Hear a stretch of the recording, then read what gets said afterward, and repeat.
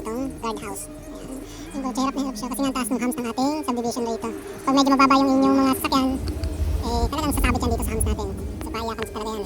So ito yung guardhouse natin. So siyempre medyo may strict tayo dyan sa ano yan kasi meron tayong policy na no sticker no entry. So ito yung ating subdivision. Ito yung Lumina Bawan. So dito, ito yung ating mga model houses. So nandiyan yung ating type of model houses mula sa 2 bedroom hanggang bungalow. So ito yung ating whole community.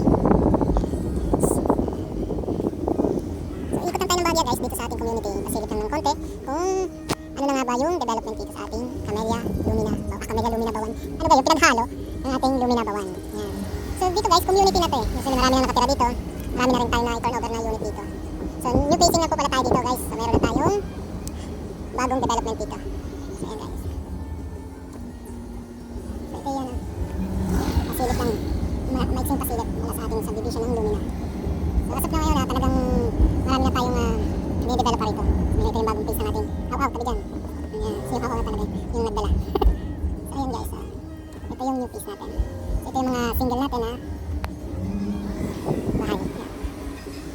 Single. Ito naman yung ating mga townhouse. Yung ating mga row house.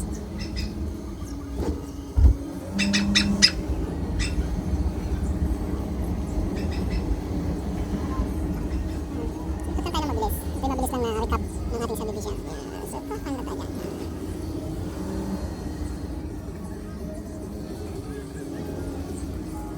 Yung pagdating naman sa road natin, okay naman siya. Mas malapad naman siya kung doon sa mga ibang subdivision na napasok ko na naikutan ko rin. Siyempre, hindi natin babanggitin yung subdivision na yun. At dito tayo focus kay Lumina. Kaya mo na sila. Diskarte nila yun. Patay tayo dyan. Ayan. Hindi naman tayo malayo-malayo.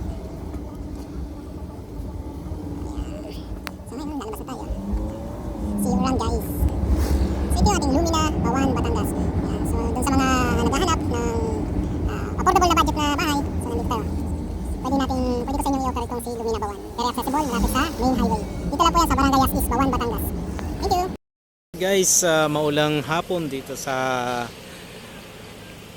area ng Lumina. So ngayon guys, nandito tayo sa Lumina Bawan. So kung you can see yung ating area. So nandi ang titingnan natin ngayon is yung kanilang house model. So ang name nito is Angeli Townhouse. So dalawa lang siya. Ayan. So mayroon tayong inner unit, then yung ating end unit.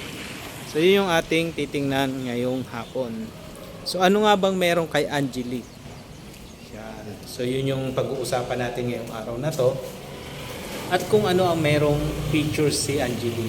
Ilang rooms, ilang toilet and bath, at ilang ano ang floor area niya. So tingnan natin, tara. Yung magpakikita ko sa inyo, mabilisan lang po. Kasi ito po yung ating actual turnover usually. But dumating yung ano na nag-ano na tayo, nag-ipapakita ko lang sa inyo. Yan. So ayan guys, so pinakita ko na sa inyo yung ating Angeli na model house. So verified to. Mamaya, sisilipin natin yung ating model house na bihis. Ito yung may mga furniture na complete accessories. So if you want na ganito yung gusto nyo, pwede natin siyang gayahin.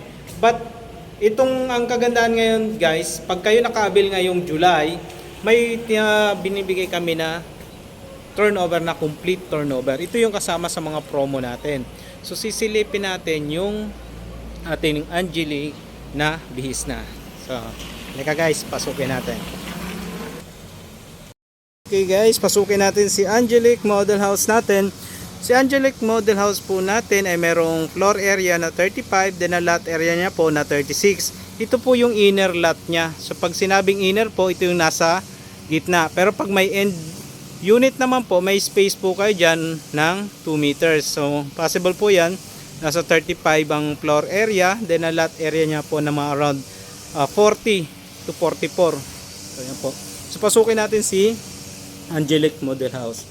Si Angelic po is may 2 bedroom, 1 toilet and bath. Yan. So yung toilet niya po ay nandito sa ground floor. So complete accessories na rin po tayo dyan. Ang wala lang po dyan is yung salamin. Gawa ng ito po ay model house natin. So naka interior design po yan. Yan. Then sa back naman po natin, meron tayong space dyan. Nandun, dito po nakalagay yung ating lababo. So yan. Then sa taas naman po, dito yung ating 2 bedroom. So kung titingnan natin, so ito po yung ating 1 bedroom. Then ito naman po yung other 1 bedroom. So same lang din po, ito po yung naka-interior design. So kung gusto nyo pong gayahin siya, pwede naman yun po siyang bibisitahin dito sa ating model house.